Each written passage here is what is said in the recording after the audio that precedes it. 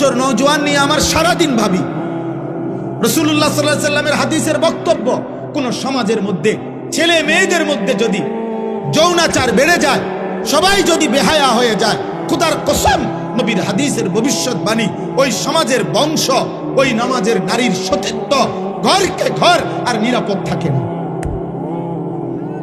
প্রত্যেকেই তো তখন কোনো না কোনো ভাবে সুযোগ তালাশ করে বেবিচার। একদিনের পত্রিকা, তোমরা একদিনের খবর, বাংলাদেশের 10টা চ্যানেলের খবর, 10টা পত্রিকার খবর, সবগুলো পৃষ্ঠা উল্টাইয়া দেখো, প্রতিদিন বাংলাদেশে বর্তমানে পরকীয়া, অর্থাৎ স্ত্রী অন্য পুরুষের সাথে, পুরুষ অন্য মহিলার সাথে অপকর্ম করছে। আর এই কারণে প্রতিনিয়ত খুনাখুনি, মারামারি কি পরিমাণ হচ্ছে প্রতিদিন তুমি দেখো, তোমার বিবেক থাকে। তুমি দেখো এই সমাজে পরকীয়া এখন কি অবস্থা। সবাই বেসামাল। বিবাহিত নারী যদি চরিত্রহীন হয়, অবিবাহিত মেয়ের কি হবে? বিবাহিত পুরুষ যার স্ত্রী আছে বেটা, ওই যদি চরিত্রহীন হয়ে যায়, তাহলে অবিবাহিত ছেলের হালাত কোথায়? আপনারা কেউ ভাবতেছেন না। আপনারা সবাই মনে করতেছেন, আপনারা সবাই ভাবতেছেন নিজের মতো করে ছেলে পেলে বড় হইতেছে। না রে ভাই, বড় হইতেছে না, ছোট হইতেছে, চরিত্রহীন হইতেছে, লম্পট হইতেছে, চরিত্রহীন হইতেছে। 100টা মুসলিম ছেলে দাঁড় করাইলে বোঝা যায় না, আহা 98 জনের চুল বেঈমানের মতো। 100টা মুসলিম ছেলেকে জিজ্ঞাসা করেন, বাবা আজকের সারা দিনে যতবার পেশাব করছো, অতবার টয়লেট পেপার নিছো কিনা? 100 জন মুসলিম ছেলেকে জিজ্ঞেস করেন, গত 100 দিনের মধ্যে বাবা 5 ওয়াক্ত নামাজ পড়েছো কয়দিন? 100টা মুসলিম ছেলেকে জিজ্ঞেস করেন, গত 24 ঘন্টার মধ্যে মোবাইলে নারী ছবি, উলঙ্গ দৃশ্য দেখেছ রাতে দিনে মিলে কতবার? 100টা যুবক ছেলেকে বলেন, বাবা 24 ঘন্টার ভিতরে তোর কলিজার ভিতরে হারাম নারীর চাহিদা হইছে কয়বার, আর আল্লাহর কথা মনে পড়ছে কয়বার? তাহলে জাতি টিকবে কিভাবে? দেশ টিকবে কিভাবে? সমাজ টিকবে কিভাবে? কোনো কিছুতেই আমাদের দেশের কোনো কিছুতেই নিয়ন্ত্রণ নাই। কোন রাস্তা বছরের মাথায় এলোমেলো হয়ে যায়, কোনো জায়গায় কোনো শৃঙ্খলা গুছানো যায় না। সোজা করলেই মনে হয় যেন সিরিয়াল লাইন করাইলে, পিছনের জনরে লাইন সিরিয়াল করিলে সামনের জন বেকা হয়ে যায়। কেন এমন কেন বাপ? আমরা সবাই নিজের মতো করে বেড়ে উঠতেছি। গুনাহ আমাদের প্রিয় হয়ে গেছে, গুনাহ আমাদের জীবনের সঙ্গী হয়ে গেছে। নারী, ছবি, নাটক, সিনেমা, টেলিভিশন, নর্তকী। আজকে আমরা বেশিরভাগ মানুষ, এই আমার কথা আমি শেষ করতে চাচ্ছি, আজকে আমাদের বেশিরভাগ মানুষ আমরা আমাদের জীবনটাকে 2টা ভাগ করে নিছি। এক ভাগ 8 ঘন্টা 10 ঘন্টা উপার্জন, হয় চাকরি, নয় ব্যবসা, নয় ক্ষেত খামার, একটা কিছু, নয় বিদেশের কোনো ডিউটি। এই 8-10 ঘন্টা কর্ম করে, আর বাকি যতক্ষণ ঘুম না যায় বাকি টাইম বিনোদন, হয় গান, নয় নাটক, নয় সিনেমা, নয় টেলিভিশন, নয় বন্ধুদের সাথে আড্ডা, নয় তো চটপটি খাইতেছে, নয়তো মহিলা বাজারে ঘুরতেছে, বিনোদন। তাহলে এক বেলা কর্ম, আরেক বেলা বিনোদন। তো আল্লাহ কই, রসুল কই, আখেরাত কই, কবর কই, পরকালের ভাবনা কই? মা জানে না গত 24 ঘন্টায় তার ছেলেটা কি করছে। বাবা জানে না গত 24 ঘন্টায় তার ছেলেটা কোত্থেকে গেছে, কোথায় কি করছে, বাপের খবর নেই। এভাবে তো মানুষ গড়ে না রে বাবা, এভাবে গড়ে না। আমার আম্মার বয়স 75 বছর, আমার মা অসুস্থ দুর্বল মা আমার, আলহামদুলিল্লাহ আমার সেই মা আজও এই 75 বছর বয়সেও যখনই মার সাথে কথা বলি, মা জিজ্ঞেস করে, ফুত নামাজ পড়ছো? এখনো জিজ্ঞাসা করে, এখনো জিজ্ঞেস করে। আমার পড়ালেখার পুরো জীবন আমার মনে আছে। আমার বাবা, আমার মা, আমার বড় ভাই আমার দিকে পুরাপুরি নজর রাখছে। আমি একবারের চুল 3 বার কাটাইছে, শুধু সামান্য 19-20 হয়েছে। আমার জীবনে কোনোদিন একটা এমব্রয়ডারি পাঞ্জাবি পরতে দেয় নাই, আমার জীবনে কোনোদিন একটা রঙিন টুপি আমি জীবনে কোনোদিন পরি নাই। তাইলে বাপ জীবনে কেউ ধরে রাখতে হয়, মানুষ বানাইতে হইলে, আর শুধু উপার্জন করবে, টাকা রোজগার করবে, এটার জন্য কেউ ধরে রাখতে হয় না। তার পেরেশানি, কারণ তার টাকা দরকার, যখন সে একটা না একটা কর্ম করে, হালাল হারাম বুঝি না, তার দরকার হলো টাকা। টাকা রোজগার করার জন্য মানুষ, তখন আর এটা সহজ, এটার জন্য এত টেনশন করতে হয় না। আমনে মরে গেলে আমনের ফুতে টাকা রোজগার করবেনি না, অভাব তাকে উপার্জন করাইতে বাধ্য করবে, প্রয়োজন তাকে উপার্জন করাইতে বাধ্য করবে, সে কর্ম করবেই, কারণ তার তো টাকা দরকার। এটা তো সহজ বিষয়, এটার জন্য এত কিছু লাগে না। কিন্তু মানুষ বানাইতে হইলে, চরিত্রবান বানাইতে হইলে, উত্তম আখলাকওয়ালা বানাইতে হইলে, আখিরাতের মুক্তির জন্য বানাইতে হইলে ধরে রাখতে হয়, টেনে ধরতে হয়, দিন শিখাইতে হয়, আখিরাত শিখাইতে হয়, জোর করে নামাজ পড়াইতে হয়। এই জন্য আমরা কিতাবের মধ্যে পড়ছি যে মনের চাহিদা, মানুষের মনের চাহিদা ওই বাচ্চার মতো, যেই বাচ্চা মায়ের বুকে দুধ পান করে। কথাটা খেয়াল করেন, অর্থাৎ বাচ্চা যেটা দুধ পান করে মায়ের, 2 বছর পূর্ণ হইলে মহিলারা যেই কোনো বাচ্চাকে জোর করে দুধ ছাড়ায়, অর্থাৎ এটার জন্য বাচ্চা অনেক কাঁদে, চিৎকার করে, কান্নাকাটি করে, কিন্তু 2 বছর পূর্ণ হইলে মহিলারা বুকের দুধ ছাড়ায়, অর্থাৎ বাচ্চারে আর কোনোভাবে দুধ পান করতে দেয় না। এটা যদি 2 দিন, 5 দিন, 15 দিন মহিলা জোর করে যদি চেষ্টা না করে, এই বাচ্চা কিতাবে লিখছে, এই বাচ্চা 12 বছরও যদি হয়ে যায়, মহিলা যদি জোর না করে, তার দুধ না ছাড়ায়, তাইলে সে দুধ ছাড়বে না, সে বুকের দুধ পান করতে চাইবে। এই জন্য নিয়ম হইল, মানুষের মনের চাহিদাকে কেউ যদি জোর করে আল্লাহর দিকে না ফিরায়, গুনাহ থেকে না বাঁচায়, আল্লাহর দিকে না ফিরায়, জোর করে যদি নামাজ না পড়েন, জোর করে যদি গুনাহ থেকে না বাঁচেন, জোর করে যদি নারীর থেকে চেহারা না নামান, খোদার কসম 100 বছর না, বয়স যদি 900 বছর হয়, আর নিজে যদি জোর না করে, তাহলে এই বুড়ো নারী দেখার লোভ তার যাবে না কোনদিন। এই জন্য দেখবেন বহু বুড়া মানুষ আছে, বাঁকা হয়ে গেছে, কিন্তু বুড়া অন চা দোকানে বসে বসে রাক্ষসের মতো নর্তকীর নাচ দেখে। বুড়ার খাচ্ছ ভালো হয়েছে না কেন? ওই যে সে যে ধরে নাই নিজেকে, গুনার হাতে ছেড়ে দিছে। এই জন্য 60 বছর বয়স, কিন্তু এখনো কথায় কথা গালি দেয়। 60 বছর বয়স, এখনো কাঁচা মিথ্যা কথা কয়। 60 বছর বয়স, এখনো সুদ খায়, কিস্তি নেয়। 60 বছর বয়স, এখনো টেলিভিশনে নর্তকী দেখে। আপনার আড্ডি নাই, গিরাগাড়ি, জোরাজারি, শরীরের কিচ্ছু নাই, আপনি কীর্তন বেরিয়ে দেখেন কেন? কেন দেখবে বলেন? নাউজুবিল্লাহ। হ্যাঁ, এটা বুঝতে হবে।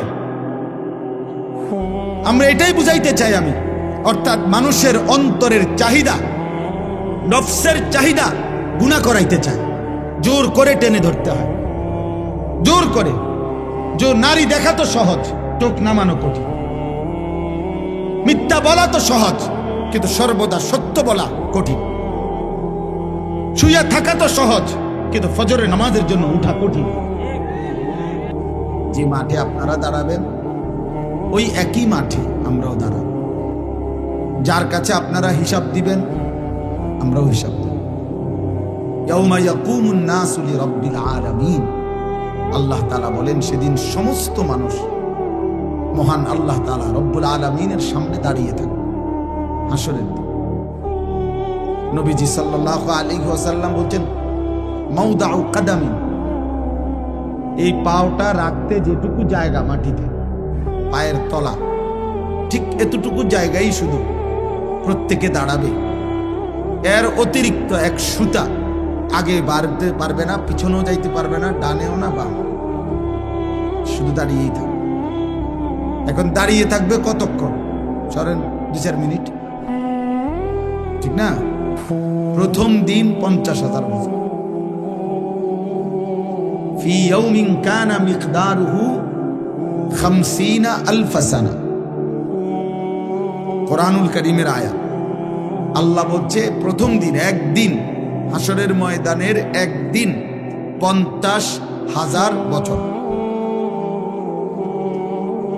এখন বলেন 50,000 সানা, 50,000 বছর।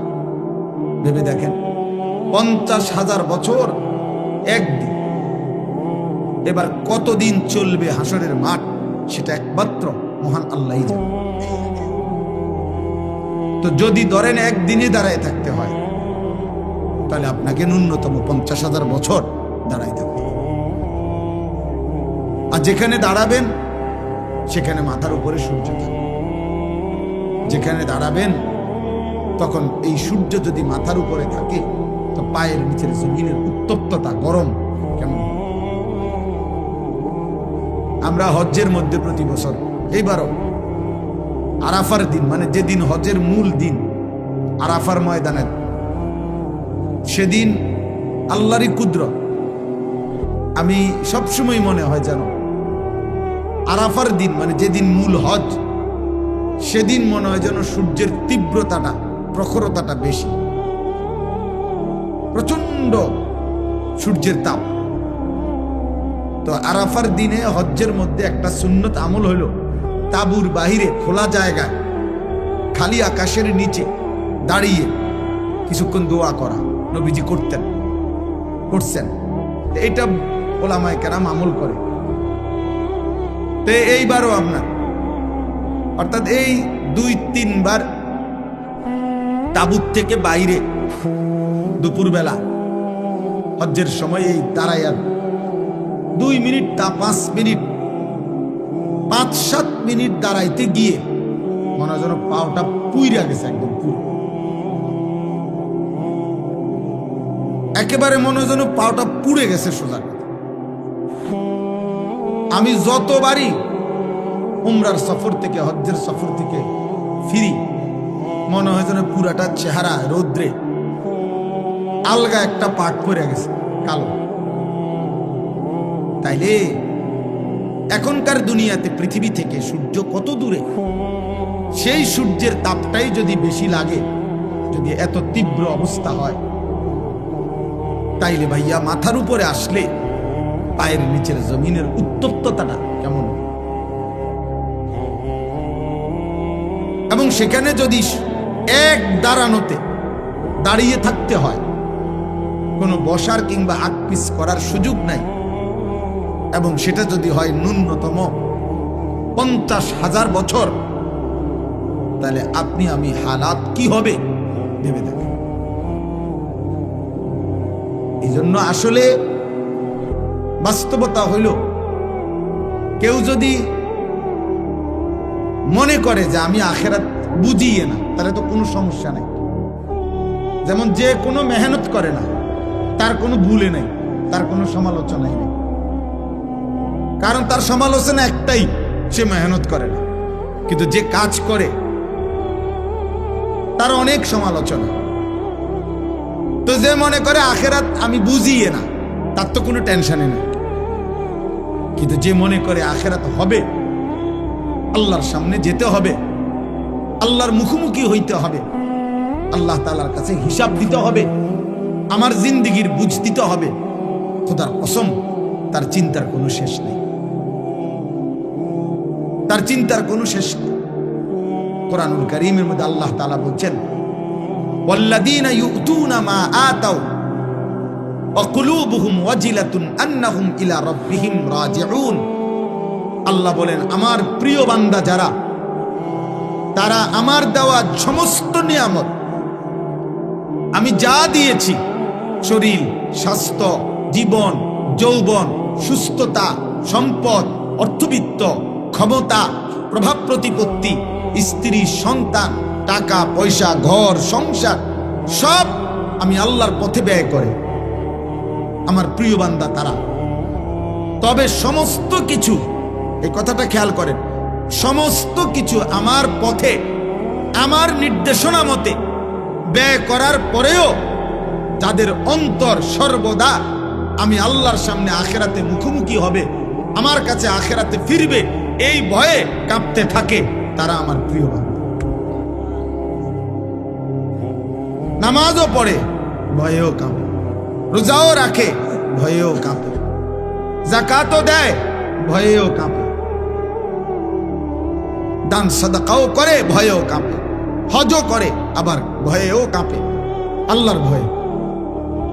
তাহলে এই জন্য বললাম, কোরআনুল কারীমের মধ্যে আছে ইব্রাহিম আলাইহিস সালাম আল্লাহ তাআলার কাছে বলতেন, রব্বি লা তুখজিনি ইয়াউমা ইউবআসুন, আল্লাহ যেদিন কবর থেকে সকলকে হাসরের ময়দানে উঠাবেন, ওই ময়দানে আমি ইব্রাহিমকে বেইজ্জতি করে। উনি নবী, উনি আল্লাহর খলিল, কিন্তু উনি ভয় করছেন, ভয় করছেন। আমাদের অনেকের কাছে এটা কিছুই না, কিন্তু ইমানদারের কাছে এটা অনেক কিছু। নেককারের কাছে আখিরাত অনেক কিছু, নাফরমান পাপীর কাছে এটা কিছুই না, বেঈমানের কাছে এটা কিছুই না রে আব্বা। ফাসিক ফুজ্জারের কাছে জীবনে যার নামাজ নাই, সেজদা নাই, আল্লাহ নাই, রাসূল নাই, পাক নাফাক নাই, হালাল হারাম নাই। তোমরা যে সমস্ত যুবক মনে করো তোমাদের জীবনে কোনো ওযু, নামাজ, পাক নাফাক, আল্লাহ রাসূলের বিধানের কোনো পরোয়া নাই, তোমার কাছে কিছুই মনে না হইতে পারে, কিন্তু আমার কাছে অনেক কিছু মনে হয়।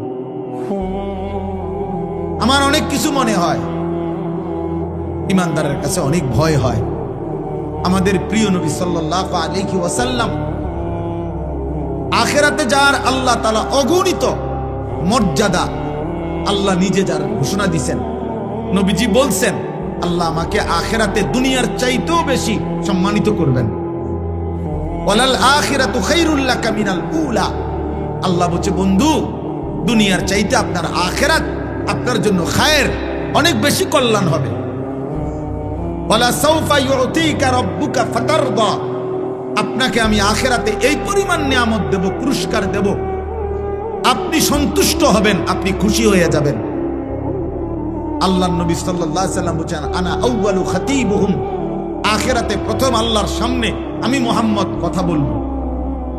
আনা আউয়ালু শাফিঈন, আখিরাতে আমি আল্লাহর সামনে প্রথম সুপারিশ করব। আনা আউয়ালু মুশাফফাইন, আখিরাতে প্রথম আল্লাহ আমার সুপারিশ কবুল করবেন। বিয়াদি লিওয়াউল হামদ, আখিরাতে আমি আমার হাতে আল্লাহর প্রশংসার পতাকা আমার হাতে থাকবে। জামিউল আম্বিয়া তাহতা লিওয়াই, আখিরাতে সব নবী আমার পতাকার নিচে এসে সমবেত হবে। আল্লাহ রাসূল সাল্লাল্লাহু আলাইহি সাল্লাম বলছেন, আমাকে আল্লাহ তাআলা হাউজে কাউসার দান করবে, আমাকে আল্লাহ তাআলা সর্বপ্রথম জান্নাতে প্রবেশ করার অধিকার আল্লাহ আমাকেই দেবে।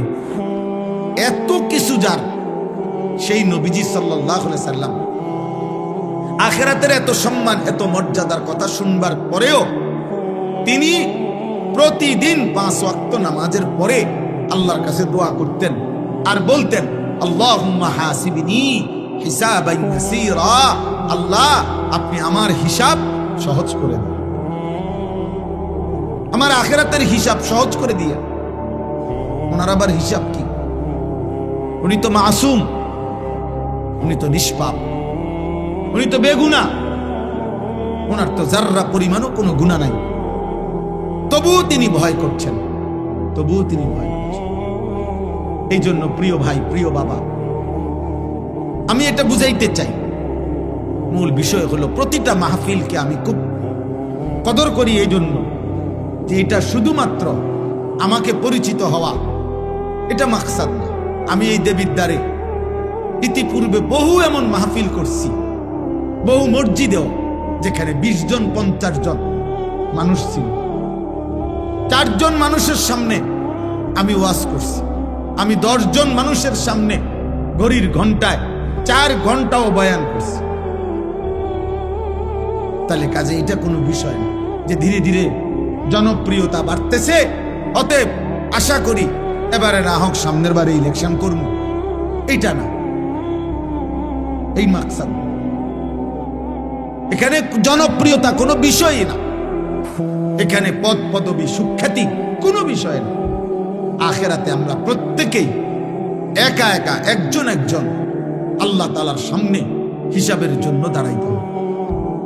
ওয়াকিফুহুম ইন্নাহুম মাসউলুন। কোরআনুল কারীমের মধ্যে আছে আল্লাহ তাআলা ফেরেশতাদেরকে হাসরের ময়দানে বলবেন, আমার একজন একজন বান্দা আমার সামনে এনে দাঁড় করাও, আমি আল্লাহ আমি নিজেই জিজ্ঞেস করব। আজ আমি জিজ্ঞেস করব, আমার বান্দা বলো, আমার এক এক লোকমা খাবারের হিসাব দাও, আমার এক এক ঢোক পানির হিসাব দাও বান্দা, আমার প্রতিটা নিঃশ্বাসের হিসাব দাও, আমার দেওয়া হায়াতের সেকেন্ড সেকেন্ড বান্দা হিসাব দাও। একটা 24 ঘন্টা কেমনে পার করলা বান্দা? একবারও এক ওয়াক্ত নামাজ পড়লা না, একটা সেজদাও দিলা না। 24 ঘন্টা 12 ঘন্টা তোমার জীবন থেকে চলে গেল, তুমি নাফরমান। একটা বার তোমার জবান দিয়া আমি আল্লাহর নামটুকুও বের হইল না। মুসলমানের ঘরে এত বড় নিকৃষ্ট ডাকাত কেমনে হলো? মুসলমানের ঘরে এত বড় বেয়াদব কেমনে হইলা যে এক ওয়াক্ত নামাজ পড়ো না? মুসলমান পরিচয় দাও কোন লজ্জা? তার চাইতে বড় নির্লজ্জ বেহায়া যে নিজেকে পরিচয় দেয় মুসলমান, অথচ সে এক ওয়াক্ত নামাজের একটা সেজদা দেয় না। এর চাইতে নিকৃষ্ট বেয়াদব আসমানের নিচে জমিনের উপরে কোনো জানোয়ারও নাই। কোনো জানোয়ারও নাই বেটা, কোনো জানোয়ার এমন হইতে পারে না, কোনো জানোয়ার না। কারণ জানোয়ারের উপরে নামাজ ফরজ করা হয় না, কোন কুত্তার উপরে নামাজ ফরজ করা হয় নাই, এই জন্য সে নামাজ পড়ে না। কোন শূকরের উপরে নামাজ ফরজ করা হয় নাই, এই জন্য সে নামাজ পড়ে না, এই জন্য সে পড়ে না। রে আব্বা, তুমি কুত্তারে জিগাইও যে তুমি কেন নামাজ পড়ো না, সে বলবে আমারে আল্লাহ নামাজ পড়তে বলে নাই, আমার উপরে শরীয়তের বিধান নাই, কিন্তু তোমার উপরে বিধান আছে। তুমি মুসলমানের বাচ্চা, তোমার মা মুসলমান, তোমার বাবা মুসলমান, তুমি বুঝ হওয়ার পর থেকে শুনেছ তুমি মুসলমান। কতবার তোমার মা তোমারে কালেমা পড়াইছে, তোমার বাবা তোমাকে কালেমা পড়াইছে, তোমার মক্তবের হুজুর তোমারে কত শতবার কালেমা পড়াইছে, তোমার চারদিকের মসজিদে প্রতিদিন আজান হয়, তুমি চারিদিকে দেখো কত মানুষ নামাজ পড়ে, তোমার আত্মীয় স্বজন সবাই মুসলমান। এতগুলো ইসলামের পরিবেশ চারদিকে থাকার পরেও যে গাদ্দার আল্লাহকে সেজদা দেয় না, তার চাইতে বড় গাদ্দার, তার চাইতে বড় অহংকারী বেয়াদব আর কেউ হইতে। এই জন্য আমার সবসময় মনে হয় এই যে 14 বছর 16 বছর 18 বছরের ছেলে যেগুলো, তার বাবা মুসলমান, তার মা মুসলমান, তার দাদা দাদি মুসলমান, তার নানা নানি মুসলমান, তাগো গ্রামের চারদিকের সব লোক মুসলমান, তাগো গ্রামে মসজিদ আছে, ইমাম আছে, মুয়াজ্জিন আছে, মসজিদের মিনারাত থেকে আজান হয়, তাগো ঘরে আল্লাহর কোরআন আছে, তাগো এলাকার কোনো না কোনো বাচ্চা মাদ্রাসায় পড়ে, তাগো দাদা দাদি নামাজ পড়ে। এরকম ইসলামের পরিবেশ, নামাজের পরিবেশ থাকার পরে, চোখে দেখার পরেও যে এক ওয়াক্ত নামাজ পড়ে না, তার মতো নিকৃষ্ট বেয়াদব, এত বড় জানোয়ার কোন জানোয়ারও হয় না। এ বড় বড় বেশি বেয়াদব। এই জন্য বাপ আপনাদেরকেও বলি, আপনাদের যে সমস্ত ছেলে এক ওয়াক্ত নামাজ পড়ে না, এ আপনার সন্তান হওয়ার অযোগ্য। এই অপদার্থকে আপনি সন্তান পরিচয় দিয়েন, ওই আপনার সন্তান না, ও আপনার সন্তান, ও ছোটখাটো গাদ্দার না। চারিদিকে ইসলামের পরিবেশ, এরপরও হেতে এত কম বয়স, মাত্র 16 বছর, কিন্তু বেয়াদব, এত বড় বেয়াদব, 16 বছর বয়সেই মাত্র আল্লাহকে কোনো 2 পয়সার পাত্তা দেন। এই গাদ্দার তো 40 বছর বয়সে দাজ্জাল হয়ে যাবে। সে 40 বছর বয়সে বলবে, বেটা গত 30 বছর আল্লাহরে একটা সেজদা দেই নাই, কিতা করতে আসছে আল্লাহ? আমি ফেরাউনের চাইতে কম কি? আমি নমরুদের চাইতে কম কি? বেটা হ্যাঁ, তা আল্লাহ বলবে, বান্দা বেশি কিছু তো আর খাও না, তুমি না মনে করছো তুমি অনেক রঙে আসো, কিন্তু তোমারে আমি যা খাওয়াই দুনিয়ায়, এর চাইতে বেশি আমি জানোয়ারে খাওয়াই। আমার বাঘ, আমার সিংহ, আমার গরু ছাগল, আমার কুকুর বিড়াল তোমার চাইতে বেশি খায়। জঙ্গলের প্রাণীরা বেশি খায়, সাগরের প্রাণীগুলো বেশি খায়, এবং আমাদের চাইতে ফ্রেশ পিওর খাবার জঙ্গলের প্রাণী খায়। কোনো বাঘের খাবারে কোনো ফরমালিন নাই, কোনো সিংহের খাবারে কোনো ফরমালিন নাই, কোনো ভাল্লুকের খাবারে কোনো ফরমালিন নাই, কোনো ভেজাল নাই, পিওর খাবার, পিওর গোশত খায়। আমাদের সব খাবারের মধ্যে ঝামেলা, আমাদের সব খাবারের মধ্যে ফরমালিন আছে, আমাদের সব খাবারের মধ্যে ধোঁকা আছে। তাহলে আমরা সামান্য ধোঁকা মিশ্রিত দুনিয়া ভোগ করি, এতটুকুতেই আল্লাহকে এভাবে ভুলে গেলাম।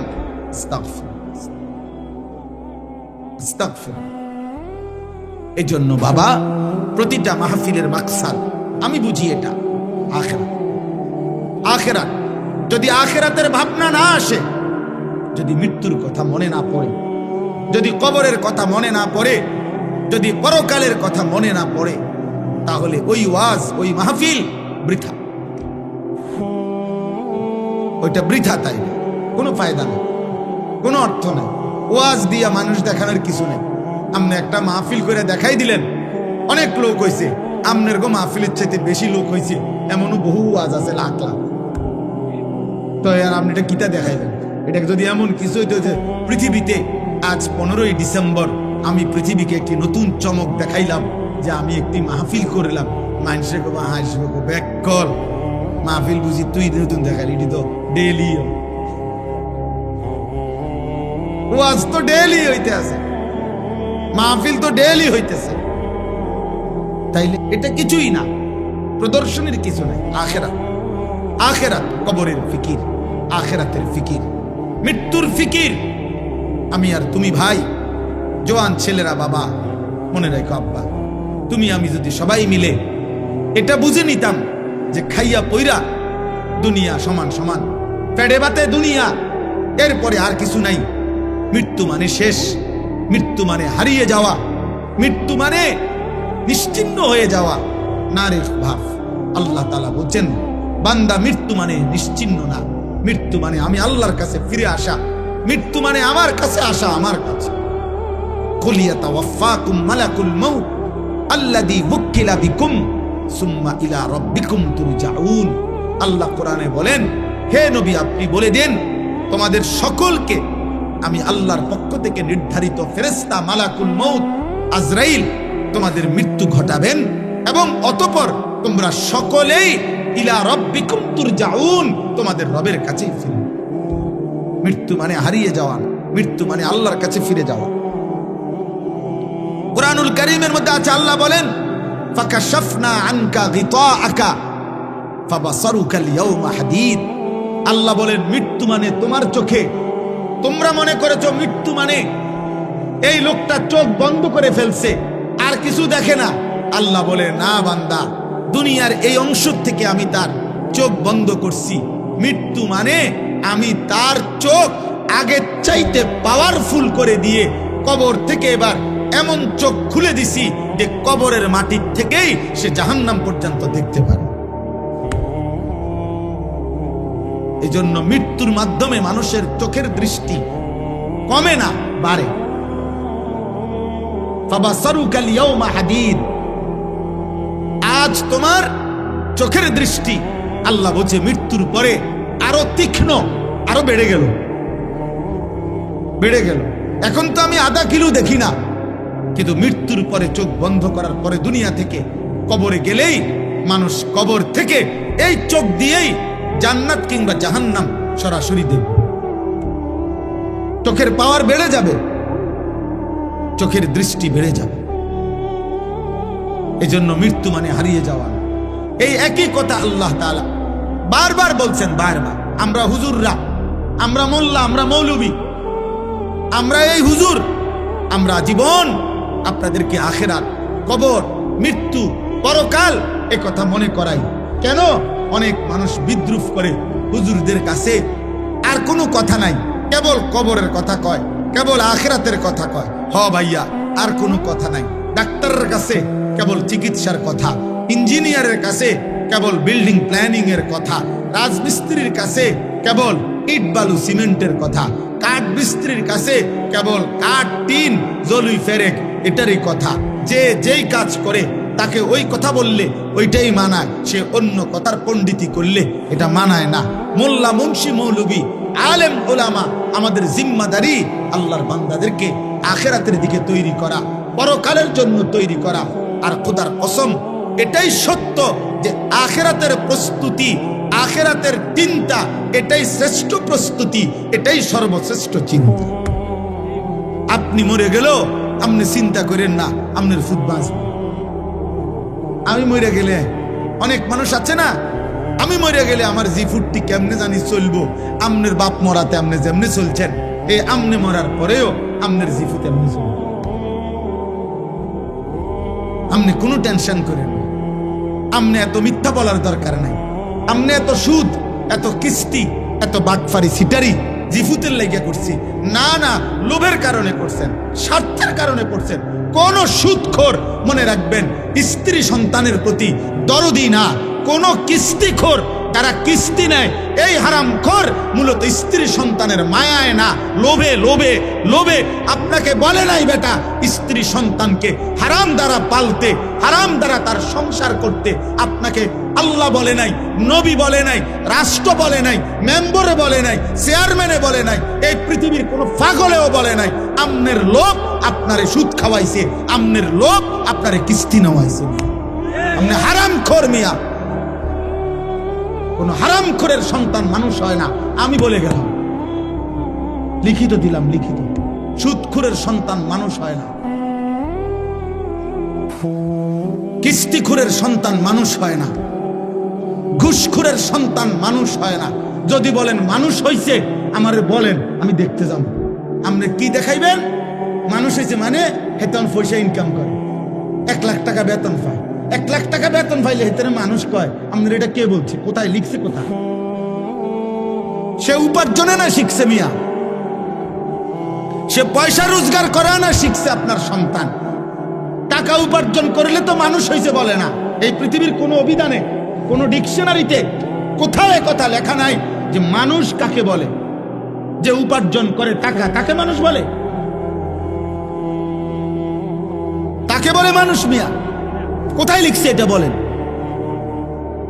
পৃথিবীর কোথায় লিখছে এই কথা? ইনসান তো ভিন্ন কিছু, ইনসান তো ভিন্ন কিছু। উপার্জন নিজের খাবারের চাহিদা পূরণের জন্য প্রয়োজনীয় জিনিস সংগ্রহ, এটা তো পিঁপড়াও করে। একটা পিঁপড়াও তো এই পৃথিবীর সবচেয়ে বেশি শক্তিশালী, এই পৃথিবীর সবচেয়ে শক্তিশালী প্রাণী কি? পিঁপড়া। পিঁপড়াই পৃথিবীর সবচেয়ে শক্তিশালী প্রাণী, যে তার ওজনের চাইতেও ভারী জিনিস বহন করতে পারে। একটা হাতি সমপরিমাণ আরেকটা হাতি কান্দে লইতে পারত না, বুঝেন না? কিন্তু একটা পিঁপড়া তার নিজের চাইতে ভারী জিনিস বহন করতে পারে। এই জন্য পিঁপড়া সবচেয়ে শক্তিশালী প্রাণী, সে তার অবস্থানের চাইতে বেশি জিনিস নেয়। এই জন্য ভাইয়া বাবা আখেরাত ভুলবেন না। বাবাদেরকেও বলি, আমার সাফ কথা, একটা লোক, আমি তো চ্যালেঞ্জ করছি, কোন বাপ, একজন বাবা এখানে দাঁড়িয়ে বলেন যে আমি সুদে কিস্তিতে 12 লাখ টাকা লইয়া আমার ফুতেরে বিদেশ পাঠাইছি, হুজুর আল্লাহ জানে আখেরাতে আমারে মাফ করে, আল্লাহ জানে আমার কবরের আযাব মাফ করে দে, এই আশায় আপনি এম খারাই এনে দাঁড়ায় বলেন, আপনি ছবি উঠাবেন, সবাই ছবি উঠাবেন। এবার যে এবার সুদে টাকা লইছে, লইয়া কিস্তিতে টাকা নিয়া এবার ফুতেরে বিদেশ পাঠাইছে, আল্লাহ জানে উনারে এবারে জাহান্নাম থেকে মুক্তি দেয়, আখেরাতে জানে মাফ করে, এই আশায় এটা এনে কর।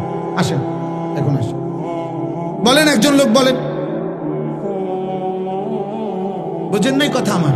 বলেন আপনি সুদে টাকা নিছেন আখেরাতের আশায়? কথা বলেন না কেন? আপনি কিস্তিতে টাকা নিছেন আখেরাতের আশায়, জাহান্নাম থেকে বাঁচার আশায়, দুনিয়ার লোভে। আপনি এটা বুঝছেন আপনার ছেলেটা এখন আমি 12 লাখ টাকা দিলে এটা আমার একটা টাকা উপার্জনের মেশিন, আমি একটা মেশিন বইয়ে এলাম, এরপরে হেতে টাকা দিব।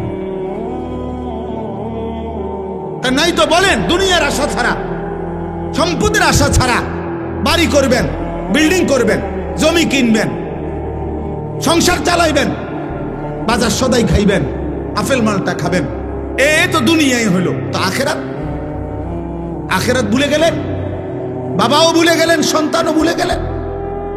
আপনার ছেলে উপার্জন একদিন কর্মে না গেলে আপনার মনে গুসা হয়, কিরে ফুর্তি কি শুরু করলি, কামে যাস না কা। কিন্তু আপনার ছেলে 365 দিনে, খোদার এক বছরে একদিনও ফজরের নামাজ পড়ে না, একটা দিন পড়ে না। এত বড় জানোয়ার মুসলমানের ঘরে ঘুমায় কেমন? ওরে জিজ্ঞাসা করেন না, ওই ছেলেটাকে জিজ্ঞাসা করেন, তুই মানুষ না জানোয়ার? ওরে বলতে পার। একদিনও তুমি 365 দিনে মুসলমানের ঘরে জন্ম নিয়ে তুমি একদিনও ফজরের নামাজ পড়বা না? তোমার আল্লাহ নাই, তোমারে কেউ বানায় নাই, তুমি মাটির তলের থেকে বাইরিছ, তুমি আসমান থেকে পড়ে গেছ, তোমার কোনো সৃষ্টিকর্তা নাই, তিনি তোমার কাছে কিছু চায় না। আস্তাগফিরুল্লাহ, আস্তাগফিরুল্লাহ। তাহলে একটা বাবা বেনামাজি সন্তান ঘুমায়, ঘুমায় বেড়ার কোনো চিন্তাই নাই, ওনার কোনো ফিকিরে নাই। ওনার ফিকির শুধু টাকা, চাকরি, ব্যবসা, দোকানদারি, বিদেশ, পয়সা, এই জীবন। বলেন আব্বা, আখেরাত কেমনে ভুলে গেলেন? আখেরাত যদি ভুলেও যান তো আখেরাত হবে না। কথা বলেন না? বলো ছেলেরা, বাবা তোমরা বলো, তোমরা যারা আজকে মৃত্যু ভুলে গেছো, তোমাদের মৃত্যু হবে না? তোমরা যারা নামাজ পড়ো না, তোমরা তো মৃত্যু ভুলে গেছো। তোমাদের যাদের চরিত্র অপবিত্র, নারী দেখে, উলঙ্গ ছবি দেখলে, নারী দেখলে, জিনা ব্যভিচারের দৃশ্য দেখলে, হারাম নারী দেখলে বীর্যপাত হয় শরীরের মধ্যে, আর এই শরীর তখন নাপাক হয়। নাপাক জিনা করিলে, ব্যভিচার করিলে, নারীর সাথে হারাম সম্পর্ক করিলে, মদ পান করিলে, ব্যভিচার করিলে শরীর নাপাক হয়, অপবিত্র হয়, অপবিত্র।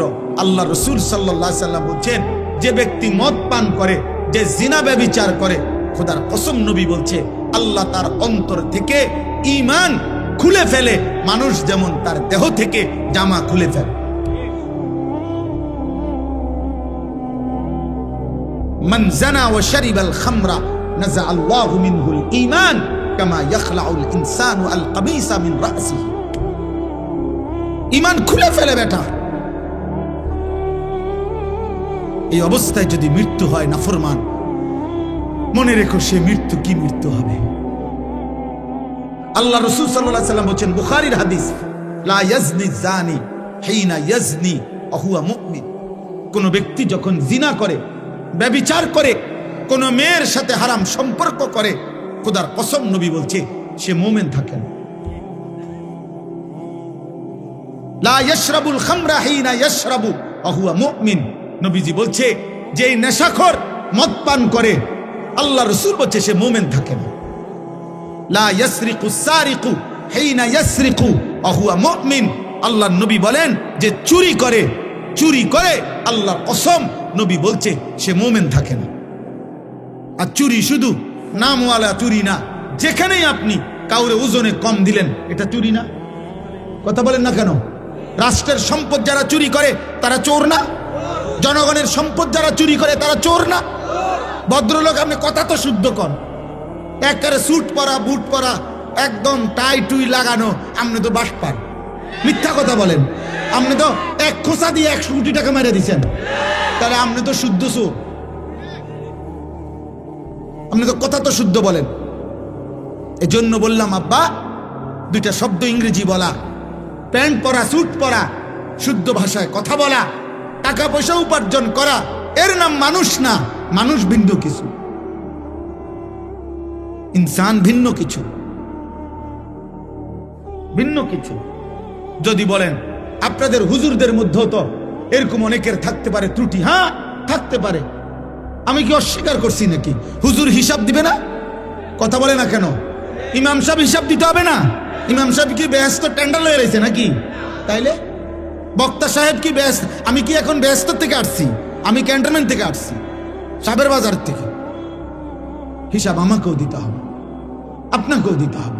এজন্য আমিও চেষ্টা করি, আপনিও চেষ্টা করবেন। আমি তো আল্লাহকে সাক্ষী রেখে বলতে পারি, ইনশাআল্লাহ আপনি বলেন, আমি বলি আমি 5 ওয়াক্ত নামাজ আজকে জামাতের সাথে পড়ছি, আপনি দাঁড়ান। যুবক ভাই তোমরা তো বলো। এই জন্য একজন আরেকজনের কাঁধা ছোড়াছড়ি করলে হবে না। আপনারও তো দোষ আছে, না আপনারও তো দোষ আছে, এ কথা বললে হবে না। আব্বা আপনার দোষ আমার দোষ প্রশ্ন না।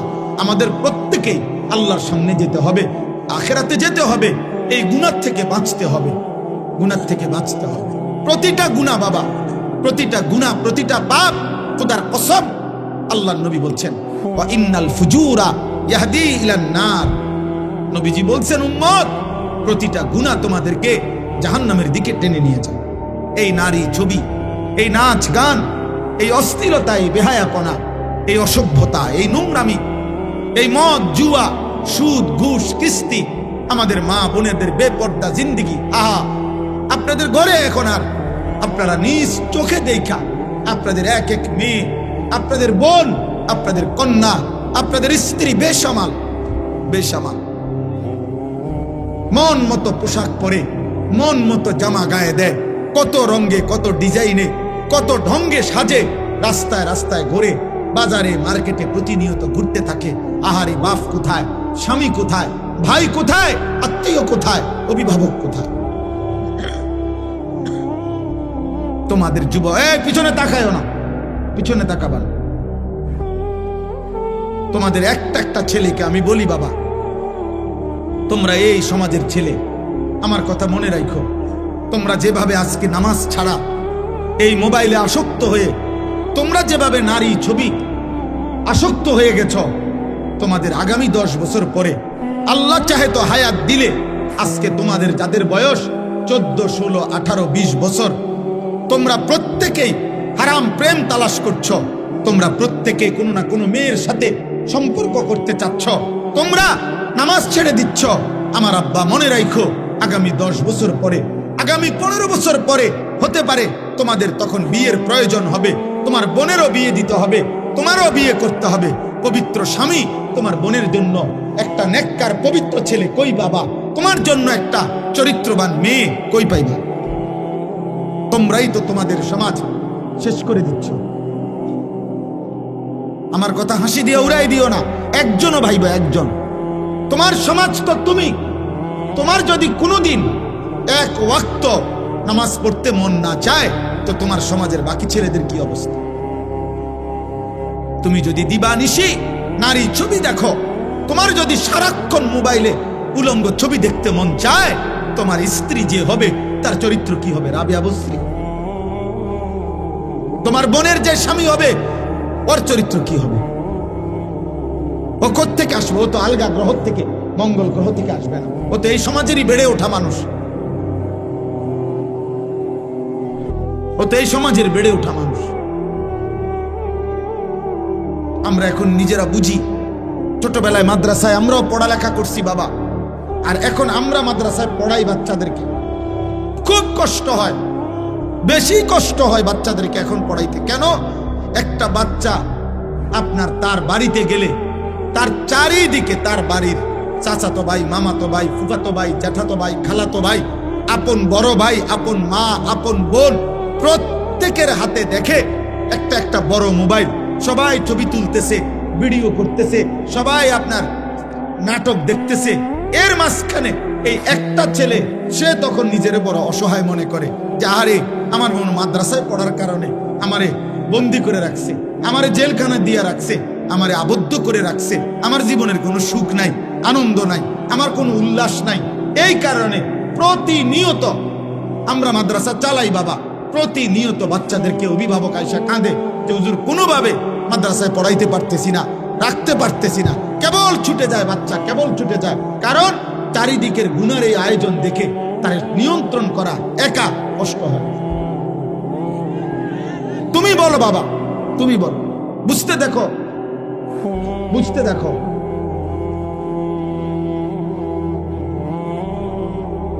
বুঝতে শিখো বাবা, এই সমাজ নিরাপদ হবে না। রাসূলুল্লাহ সাল্লাল্লাহু আলাইহি সাল্লাম বলছেন, আমি নিজে বললাম, আমি এই কথা পড়ি তো বাবা, কিশোর নওজোয়ান নিয়ে আমার সারাদিন ভাবি।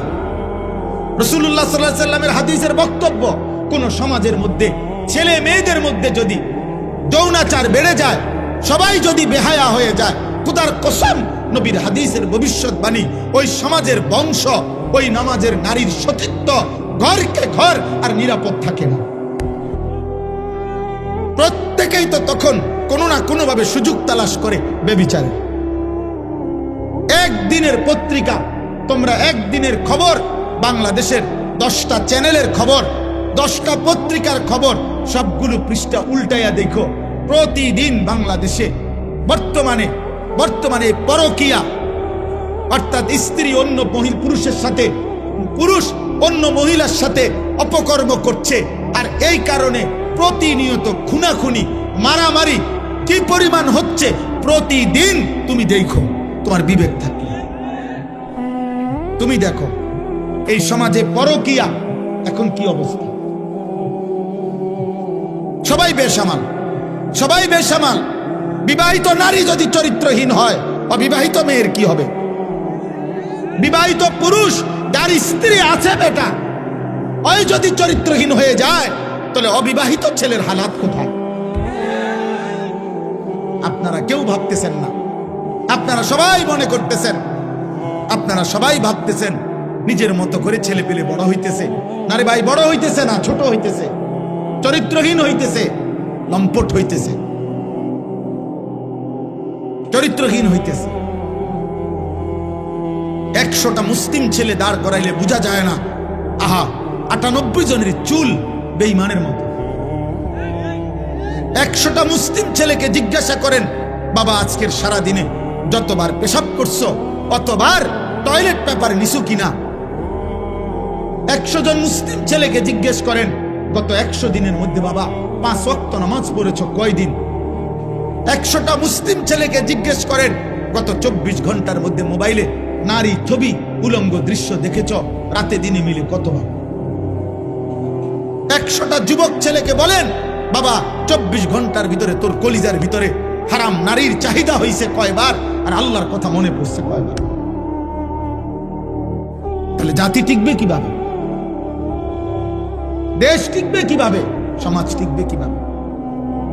কোনো কিছুতেই আমাদের দেশের কোনো কিছুতেই নিয়ন্ত্রণ নাই। কোন রাস্তা বছরের মাথায় এলোমেলো হয়ে যায়, কোনো জায়গায় কোনো শৃঙ্খলা গুছানো যায় না। সোজা করলেই মনে হয় যেন সিরিয়াল লাইন করাইলে, পিছনের জনের লাইন সিরিয়াল করিলে সামনের জন বেকা হয়ে যায়। কেন এমন কেন বাপ? আমরা সবাই নিজের মতো করে বেড়ে উঠতেছি। গুনাহ আমাদের প্রিয় হয়ে গেছে, গুনাহ আমাদের জীবনের সঙ্গী হয়ে গেছে। নারী, ছবি, নাটক, সিনেমা, টেলিভিশন, নর্তকী। আজকে আমরা বেশিরভাগ মানুষ, এই আমার কথা আমি শেষ করতে চাচ্ছি, আজকে আমাদের বেশিরভাগ মানুষ আমরা আমাদের জীবনটাকে 2টা ভাগ করে নিছি। এক ভাগ 8 ঘন্টা 10 ঘন্টা উপার্জন, হয় চাকরি, নয় ব্যবসা, নয় ক্ষেত খামার, একটা কিছু, নয় বিদেশের কোনো ডিউটি। এই 8-10 ঘন্টা কর্ম করে, আর বাকি যতক্ষণ ঘুম না যায় বাকি টাইম বিনোদন, হয় গান, নয় নাটক, নয় সিনেমা, নয় টেলিভিশন, নয় বন্ধুদের সাথে আড্ডা, নয়তো চটপটি খাইতেছে, নয়তো মহিলা বাজারে ঘুরতেছে, বিনোদন। তাহলে এক বেলা কর্ম, আরেক বেলা বিনোদন। তো আল্লাহ কই, রসুল কই, আখেরাত কই, কবর কই, পরকালের ভাবনা কই? মা জানে না গত 24 ঘন্টায় তার ছেলেটা কি করছে। বাবা জানে না গত 24 ঘন্টায় তার ছেলেটা কোত্থেকে গেছে, কোথায় কি করছে, বাপের খবর নাই। এভাবে তো মানুষ গড়ে না রে বাবা, এভাবে গড়ে না। আমার আম্মার বয়স 75 বছর, আমার মা অসুস্থ, দুর্বল মা আমার। আলহামদুলিল্লাহ, আমার সেই মা আজও এই 75 বছর বয়সেও যখনই মার সাথে কথা বলি, মা জিজ্ঞেস করে, ফুত নামাজ পড়ছো? এখনো জিজ্ঞাসা করে, এখনো জিজ্ঞেস করে। আমার পড়ালেখার পুরা জীবন আমার মনে আছে। আমার বাবা, আমার মা, আমার বড় ভাই আমার দিকে পুরাপুরি নজর রাখছে। আমি একবারের চুল 3 বার কাটাইছে, শুধু সামান্য 19-20 হয়েছে। আমার জীবনে কোনোদিন একটা এমব্রয়ডারি পাঞ্জাবি পরতে দেয় নাই। আমার জীবনে কোনোদিন একটা রঙিন টুপি আমি জীবনে কোনোদিন পরি নাই। তাইলে বাপ জীবনে কেউ ধরে রাখতে হয়, মানুষ বানাইতে হইলে। আর শুধু উপার্জন করবে, টাকা রোজগার করবে, এটার জন্য কেউ ধরে রাখতে হয় না। তার পেরেশানি, কারণ তার টাকা দরকার, যখন সে একটা না একটা কর্ম করে, হালাল হারাম বুঝি না, তার দরকার হলো টাকা। টাকা রোজগার করার জন্য মানুষ, তখন আর এটা সহজ, এটার জন্য এত টেনশন করতে হয় না। আমনে মরে গেলে আমনের ফুতে টাকা রোজগার করবেনি না, অভাব তাকে উপার্জন করাইতে বাধ্য করবে, প্রয়োজন তাকে উপার্জন করাইতে বাধ্য করবে, সে কর্ম করবেই, কারণ তার তো টাকা দরকার। এটা তো সহজ বিষয়, এটার জন্য এত কিছু লাগে না। কিন্তু মানুষ বানাইতে হইলে, চরিত্রবান বানাইতে হইলে, উত্তম আখলাকওয়ালা বানাইতে হইলে, আখিরাতের মুক্তির জন্য বানাইতে হইলে ধরে রাখতে হয়, টেনে ধরতে হয়, দিন শিখাইতে হয়, আখিরাত শিখাইতে হয়, জোর করে নামাজ পড়াইতে হয়। এই জন্য আমরা কিতাবের মধ্যে পড়ছি যে মনের চাহিদা, মানুষের মনের চাহিদা ওই বাচ্চার মতো, যেই বাচ্চা মায়ের বুকে দুধ পান করে। কথাটা খেয়াল করেন, অর্থাৎ বাচ্চা যেটা দুধ পান করে মায়ের, 2 বছর পূর্ণ হইলে মহিলারা যেই কোনো বাচ্চাকে জোর করে দুধ ছাড়ায়, অর্থাৎ এটার জন্য বাচ্চা অনেক কাঁদে, চিৎকার করে, কান্নাকাটি করে, কিন্তু 2 বছর পূর্ণ হইলে মহিলারা বুকের দুধ ছাড়ায়, অর্থাৎ বাচ্চারে আর কোনোভাবে দুধ পান করতে দেয় না। এটা যদি 2 দিন, 5 দিন, 15 দিন মহিলা জোর করে যদি চেষ্টা না করে, এই বাচ্চা কিতাবে লিখছে, এই বাচ্চা 12 বছরও যদি হয়ে যায়, মহিলা যদি জোর না করে, তার দুধ না ছাড়ায়, তাইলে সে দুধ ছাড়বে না, সে বুকের দুধ পান করতে চাইবে। এই জন্য নিয়ম হইল, মানুষের মনের চাহিদাকে কেউ যদি জোর করে আল্লাহর দিকে না ফিরায়, গুনাহ থেকে না বাঁচায়, আল্লাহর দিকে না ফিরায়, জোর করে যদি নামাজ না পড়েন, জোর করে যদি গুনাহ থেকে না বাঁচেন, জোর করে যদি নারীর থেকে চেহারা না নামান, খোদার কসম 100 বছর না, বয়স যদি 900 বছর হয়, আর নিজে যদি জোর না করে, তাহলে এই বুড়ো নারী দেখার লোভ তার যাবে না কোনোদিন। এই জন্য দেখবেন বহু বুড়া মানুষ আছে, বাঁকা হয়ে গেছে, কিন্তু বুড়া অন চা দোকানে বসে বসে রাক্ষসের মতো নর্তকীর নাচ দেখে। বুড়ার খাচ্ছ ভালো হয়েছে না, কেন? ওই যে সে যে ধরে নাই নিজেকে, গুনার হাতে ছেড়ে দিছে। এই জন্য 60 বছর বয়স, কিন্তু এখনো কথায় কথা গালি দেয়। 60 বছর বয়স, এখনো কাঁচা মিথ্যা কথা কয়। 60 বছর বয়স, এখনো সুদ খায়, কিস্তি নেয়। 60 বছর বয়স, এখনো টেলিভিশনে নর্তকী দেখে। আমরা আড্ডি নাই, গিরাগারি, জোরাজারি, শরীরের কিচ্ছু নাই, আপনি কীর্তন বেড়িয়ে দেখেন। কেন কেন দেখবে বলেন? নাউজুবিল্লাহ। হ্যাঁ, এটা বুঝতে হবে। আমরা এটাই বুঝাইতে চাই আমি, অর্থাৎ মানুষের অন্তরের চাহিদা, নফসের চাহিদা গুনাহ করাইতে চায়, জোর করে টেনে ধরতে হয়, জোর করে। যে নারী দেখা তো সহজ, চোখ নামানো কঠিন। মিথ্যা বলা তো সহজ, কিন্তু সর্বদা সত্য বলা কঠিন। শুয়ে থাকা তো সহজ, কিন্তু ফজরের নামাজের জন্য উঠা কঠিন। তাইলে এটা তো কঠিন বাবা, কিন্তু ওই কঠিনটা যে করতে পারে, সফলতা, বিজয়, কামিয়াবি তার কপালেই পদচুম্বন করে। সেই মানুষ, সেই সার্থক। পুরুষ তো পুরুষই, মানুষ তো মানুষই বেটা। মানুষ কেন কাপুরুষ হবে?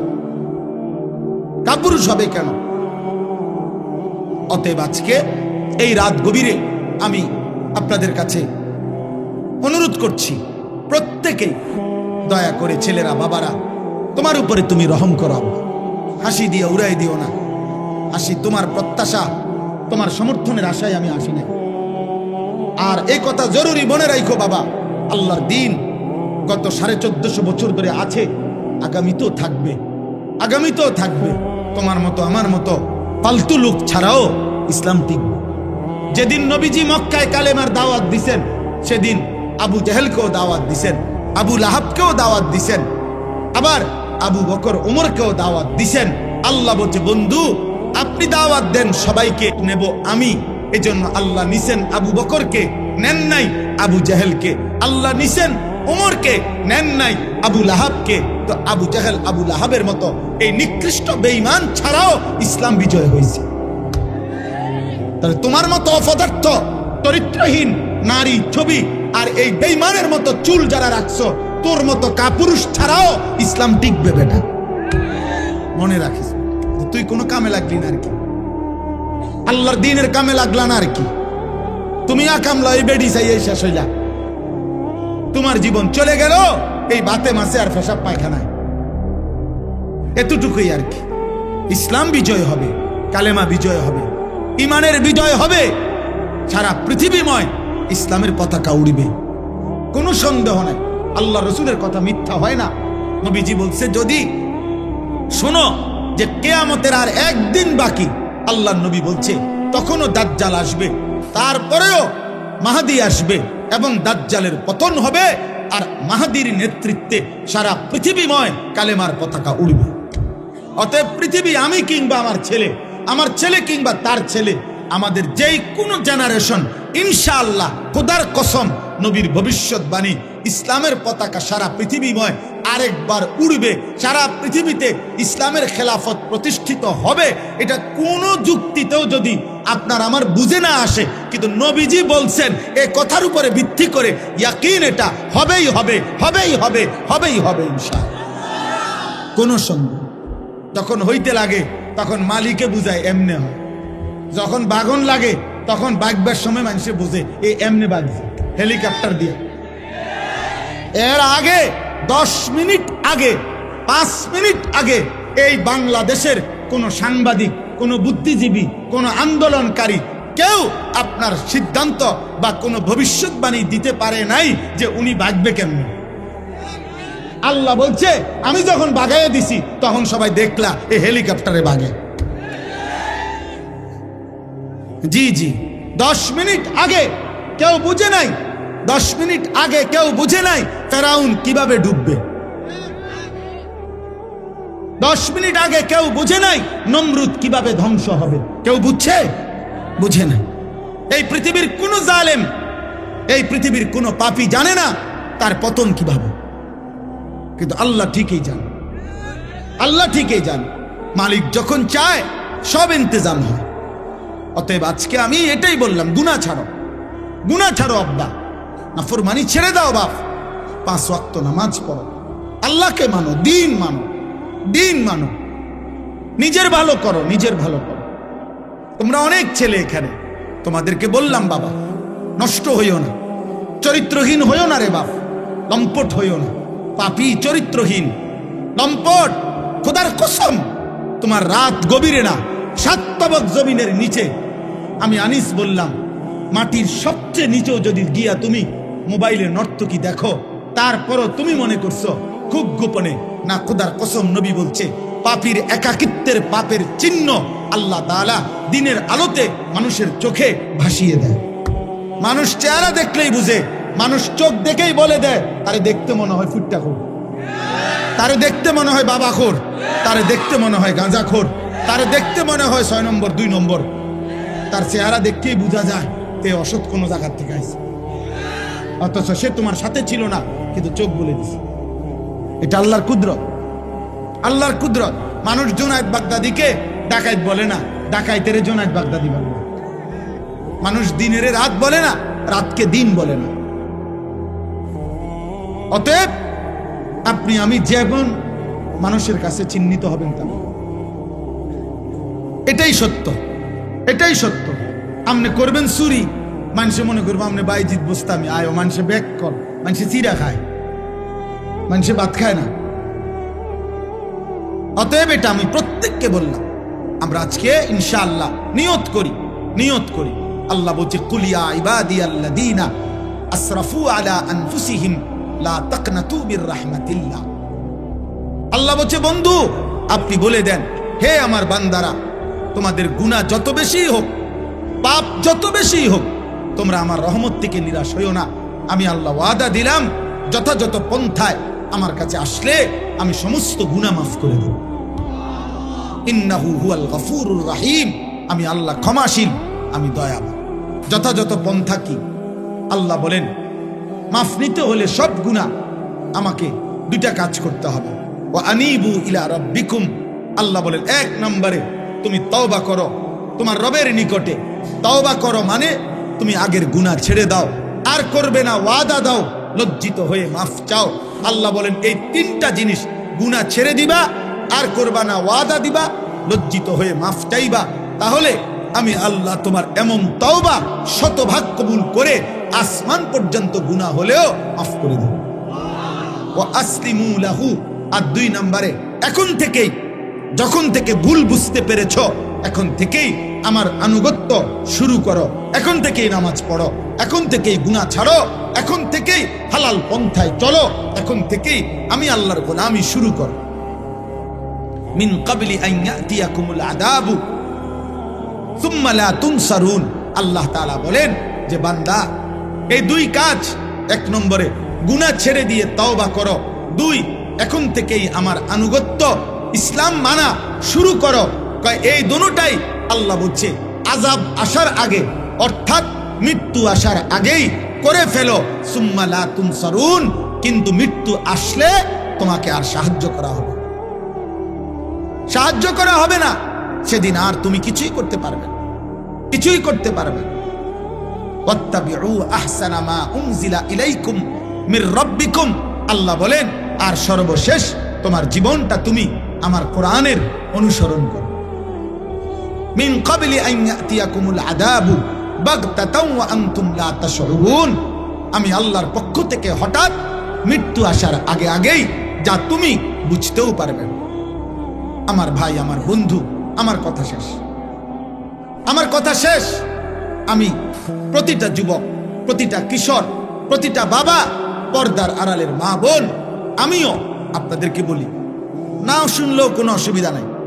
আজ 21 বছর ধরে মালিকের কথা আমরা এইটুকু বলার চেষ্টা করি সব সময়, এই আশায় বলি যে হেদায়েত, পরিবর্তন আল্লাহর হাতে। পৃথিবীর কোনো বক্তার হাতে পরিবর্তন নেই। পরিবর্তন কার হাতে? হেদায়েত কার হাতে? আল্লাহর হাতে। সর্বশ্রেষ্ঠ রাসূলের হাতেও হেদায়েত নাই, হেদায়েত আল্লাহর হাতে। বলে যাওয়া দায়িত্ব, বলে যাওয়া। এই জন্য আমরা বলে যাই, আলহামদুলিল্লাহ আমরা আশাবাদী। প্রতিদিন বাংলাদেশে, এই আমার শেষ 2 মিনিটের কথা, প্রতিদিন বাংলাদেশে এখন দেশের হালাত অনেক ভালো।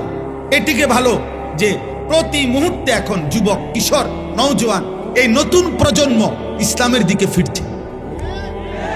আলহামদুলিল্লাহ, এটা আমাদের জরিপ। আমরাও দেশের খোঁজ খবর রাখি। আমরা চাঁদের দেশে থাকি না, আমরা মঙ্গল গ্রহে থাকি না, আমরা এই দেশেই থাকি। আলহামদুলিল্লাহ, অসংখ্য অগণিত যুবক আমার জানা মতে, আলহামদুলিল্লাহ, যারা গুনাহ করতে করতে বিরক্ত হয়ে গেছে, এখন আর ভাল লাগে না, নতুন কিছু চাচ্ছে। এই নতুনটাই ইসলাম, নতুনটাই ইসলাম। বাংলাদেশের অগণিত ইউনিভার্সিটিতে বর্তমানে নওজোয়ান ছেলেরা আল্লাহর কথা, রাসূলের কথা, নবীর জীবনের কথা শুনে চোখের পানি ফেলে অঝরে কাঁদতেছে। এই সেদিন সারা পৃথিবী দেখছে, নর্থ সাউথ ইউনিভার্সিটির ছেলেরা রাসূলুল্লাহ সাল্লাল্লাহু আলাইহি সাল্লামের সিরাত জীবনের কথা শুনে হলে উপস্থিত মঞ্চে অঝরে বাচ্চার মতো কাঁদছে। ইউনিভার্সিটির ছেলেরা, বহু ইউনিভার্সিটির ছেলেরা আমার সাথে যোগাযোগ করে যে আলহামদুলিল্লাহ হুজুর, আমরা আমাদের জায়গা থেকে দ্বীনের কাজ করছি, কোনো দল পার্টি বুঝি না, আল্লাহর দিকে ফিরছে। তুমি যুবক, তুমি কিশোর, মনে রাখো তুমি হয়তো বাদ পড়ে যাবে। ইমানদার ঠিকই জাগবে। আলহামদুলিল্লাহ, সারা বাংলাদেশে আমরা একটা মেহনত করি। সমস্ত নওজোয়ান আমি দাওয়াত দিলাম, আমাদের একটা ছোট্ট মেহনত আছে। সেটা কি? ফজর ক্যাম্পেইন। আমরা এই কাজটা করি, মানে ফজরের নামাজের মুসল্লি বৃদ্ধির চেষ্টা করি কিশোর যুবকদের মাধ্যমে। কিশোর যুবক বর্তমান সময়ে ফজরের নামাজে তাদেরকে উপস্থিত করাবার চেষ্টা খুব করা উচিত, খুব করা। এই জন্য আলহামদুলিল্লাহ এখন ব্যাপকভাবে আমরা চেষ্টা করি, বলি যে একজন যুবক, একজন কিশোর, তুমি সিদ্ধান্ত নিবা যে আমি ফজরের নামাজ পড়ব, আমার একজন বন্ধুকে ফজরের নামাজের জন্য উঠাবো। তোমরা 2 জন হবা, তোমরা 2 জনকে আবার ডাকলে 4 জন হবে, 4 জনে ডাকলে 8 জন হবে, 8 জনে ডাকলে 16 জন হবে। এইভাবে ইনশাআল্লাহ ফজরের মুসল্লি বাড়বে। ফজরের মুসল্লি কেন বাড়ানো দরকার? 1 নম্বর কথা হলো, ফজরের মুসল্লি যারা রাসূলের হাদিসের বাণী মাহাদির সৈনিক, তারা ফজরের মুসল্লি যারা দাজ্জালের বিরুদ্ধে লড়বে, তারা ফজরের মুসল্লি যারা বিশ্বময় ইমানের পতাকা উড়াবে, তারা। এজন্য আগামীর পৃথিবীতে ফজরের মুসল্লি আল্লাহর জন্য লড়াই করুন। এই জন্য তোমাদেরকেও বললাম, যুবক, তোমরা তোমাদের জায়গায় মেহনত করো। আলহামদুলিল্লাহ, বাংলাদেশে আমি গতকালকেও এক মাহফিলে ছিলাম, 40 জন, আমাদের মুরাদনগরের কোনায় এক মাহফিলে 40 জন কিশোর আলহামদুলিল্লাহ নিয়মিত ফজরের নামাজ পড়ে ওদেরকে আমরা পুরস্কৃত করছি। সারা বাংলাদেশে এখন আমাদের এক উপজেলায় 4500 কিশোর যুবক আছে যারা প্রতিদিন ফজরের নামাজ জামাতে পড়ে। 250, 200, 2200, 2100 এরকম ছেলে আছে বিভিন্ন অঞ্চলে যারা ফজর পড়ে। এটা কোনো দল না, পার্টি না, কোনো সংগঠন না, সামনে নির্বাচনে কোনো মার্কা না। আল্লাহর জন্য ফজরের মুসল্লি বৃদ্ধির চেষ্টা করি। আমার ব্যক্তিগত সাধনা, কিশোর নওজোয়ান আল্লাহর দিকে ফিরবে। এই জন্য আমি আমার মাদ্রাসা কুমিল্লা ক্যান্টনমেন্ট, ময়নামতি, সাহেবের বাজার, ওইখানে 118 শতক জায়গা আলহামদুলিল্লাহ বড় জায়গা কিনছি। আমার একটা আশা, একদিকে বাচ্চাদের মাদ্রাসা হবে, একদিকে সারা বাংলাদেশের যত কিশোর যুবক স্কুল, কলেজ, ইউনিভার্সিটিতে পড়ে অথবা পড়ে না, অথবা অন্য বয়সী একেবারে দিন মজুর, কুলি, ঠেলাওয়ালা, বছরের যেই কোনো সময় আমি আলাদা মাদ্রাসা করতে চাচ্ছি, শিক্ষক কর্মচারী রেখে আলাদা, যে যেই কোনো দিন যার যেটুকু সময় হয় এটুকু সময়ের জন্য মাদ্রাসায় আসবে, দিন শিখবে। জেদ্দুর এদ্দুর আমার একটা স্লোগান, যে আসবে যখন দিন শিখবে তখন, যার সময় যতক্ষণ দিন শিখবে ততক্ষণ, কম হোক বেশি হোক। একটা তুমি অজুটাই শিখো, তুমি রুকুটাই শিখো, তুমি আলহামদুলিল্লাহ সূরাটাই ঠিক করো, অল্প হোক, শুক্রবারে আসো, শনিবারে আসো, বন্ধের দিন আসো, কোনো এক বেলা আসো। আলহামদুলিল্লাহ এই পর্যন্ত এই 2025 সালে আমার মাদ্রাসায় আমরা 2টা বন্ধে, প্রথম সাময়িক এবং দ্বিতীয় সাময়িক পরীক্ষার বন্ধে 3 দিন স্কুল কলেজের ছেলে বরাবর একদম রেজিস্ট্রেশন করা 500-র মতো কিশোর ছেলে, যুবক ছেলে, কলেজ, ইউনিভার্সিটির, স্কুলের আমরা অজু, নামাজ, সূরা, কেরাত, দোয়া, কালাম শিখাইছি। আরবার হবে ইনশাআল্লাহ রমজানের আগে, এবং এটাকে সারা বছরের রূপ দিতে চাই। আমার এই মাদ্রাসার জায়গার জন্য আপনাদের কাছে আমি দোয়া চাই। আমার এই মাদ্রাসার জায়গায় যদি কেউ পারেন অংশগ্রহণ করবেন। প্রায় 2.5 কোটি টাকার উপরে জায়গার দাম, শুধু মাটির দাম। তো আমার একটা নিয়ত করছি আমরা, যে 4200 টাকা আমাদের এক মুসল্লা পরিমাণ, জায়নামাজ পরিমাণ জমির দাম। কোনো বয়সী মানুষ ওনারা যদি দেয় আমাদের মাদ্রাসায়, আমরা ওনারে আজীবন আমাদের মাদ্রাসার উন্নয়ন সদস্য বানাবো। আর 30 বছরের নিচে কোনো ছেলে, যুবক, কিশোর ওরা যদি 1000 টাকা দেয় আমাদের মাদ্রাসায়, তাহলে আমরা তাকে যুব সদস্য, আমাদের মাদ্রাসার উন্নয়ন সদস্য বানাবো। তার নাম অন্তর্ভুক্ত করে মোবাইল নাম্বার পাইলে আমরা ইনশাআল্লাহ তার নাম এন্ট্রি করব, এবং আমরা ইনশাআল্লাহ তার জন্য দোয়ার মধ্যে সে সদকায়ে জারিয়ার সওয়াব পাবে। আমাদের এই কাগজটা নিয়েন, যারই মন চায় এই কাগজে এই কথাটা লেখা আছে, বিকাশ নাম্বার আছে। আপনাদের কারো সুযোগ হইলে, ভাল লাগলে, পারলে 1000 টাকা দিবেন, অথবা 4200 টাকা দিবেন, অথবা কম বেশি হইতে পারে, হাতে দিলে হাতে দিবেন, অথবা আপনারা মোবাইলে বিকাশে পাঠাবেন। না পারলে দোয়া করবেন, কোনো অসুবিধা নেই। অনেক প্রবাসী আছে, অনেকের বাবা ভাই আছে, যার মন চায় সে পারলে দিয়েন। আল্লাহ তৌফিক দান করেন। আজকের এই মসজিদের মাহফিল আল্লাহ কবুল করে নেন। জীবনটা সবার কাছে অনুরূপ রাসূলুল্লাহ সাল্লাল্লাহু আলাইহি সাল্লামের একটা সুন্নত। যুবক ভাই, তুমি যেহেতু সুন্দর হতে চাও, তো নবীর মতো সুন্দর হও, সাহাবাদের মতো সুন্দর হও।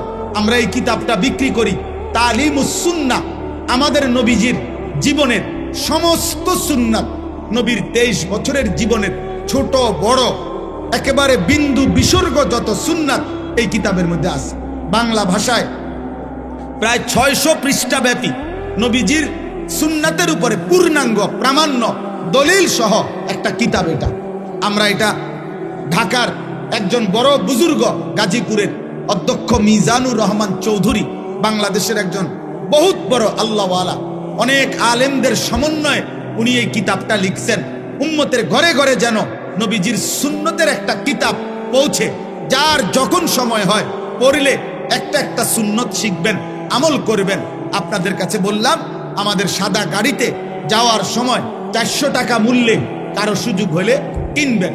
আল্লাহ তৌফিক দেন, আল্লাহ কবুল করেন। আমার মাদ্রাসায় প্রত্যেক মাসের দ্বিতীয় শনিবার মাসিক ইসলাহি মাহফিল হয়। সেখানে যুবক ভাই, বয়স্ক বাবা, যারই সুযোগ হয় অংশগ্রহণ করার, শরীক হওয়ার চেষ্টা করবেন। আল্লাহ তৌফিক দান করেন। আল্লাহ তাআলা আমাদেরকে প্রতিটা ভালো কাজে অংশগ্রহণ করার তৌফিক দান করেন। কিশোর ছেলেরা, যুবক ছেলেরা, আবারও বলি, শেষবারের মতো আবার বললাম, তুমি গুনাহ ছেড়ে দাও, পাপ ছেড়ে দাও, নারী দেখো না, ছবি দেখো না, চরিত্রহীন হইও না আব্বা, নষ্ট হইও না। বাপ, আমার শেষ কথা মনে রাখো, কোনো পাপী, কোনো চরিত্রহীনকে পৃথিবীর কেউ মনে রাখে না। আব্বা মনে রাখো, আমার কথা মনে রাখো। মানুষ চরিত্রহীনকে, মানুষ দুষ্টকে, লম্পটকে মানুষ শ্রদ্ধার সাথে স্মরণ করেন। পাপীর নাম থাকে না বাপ, নাফরমানের নাম থাকে না। এই জন্য আমি সবসময় বলি, ফেরাউন এই নামে পৃথিবীর কেউ কোনো কুত্তার নামও রাখে না। নমরুদ এই নামে পৃথিবীর কেউ কোনো কুত্তার নামও রাখে না। আবু জেহেল এই নাম পৃথিবীর কেউ কুত্তার নামও রাখে না। আবু লাহাব এই নাম পৃথিবীর কেউ কোনো কুত্তার নামও রাখে না। অথচ ওরাও দুনিয়া ভোগ করছে। ফেরাউন নমরুদ দুনিয়া ভোগ করে নাই তাইলে? কিন্তু বেলাল কালো মানুষ ছিল, নিগ্রু গোলাম, যাকে তার মনিব অবর্ণনীয় জুলুমার নির্যাতন করছে, কিন্তু সেই বেলাল আল্লাহকে রাজি করছে। এক কালো গোলাম, এক হাবশার গোলাম, কিন্তু আল্লাহকে রাজি করেছে। আজ পৃথিবীর লক্ষ কোটি ইমানদারের সন্তানের নাম বেলাল। মুমিনের নাম থাকে না, চরিত্রহীনের নাম থাকে না। আল্লাহ আমাদের সবাইকে ঈমান আমলের তৌফিক দান করেন।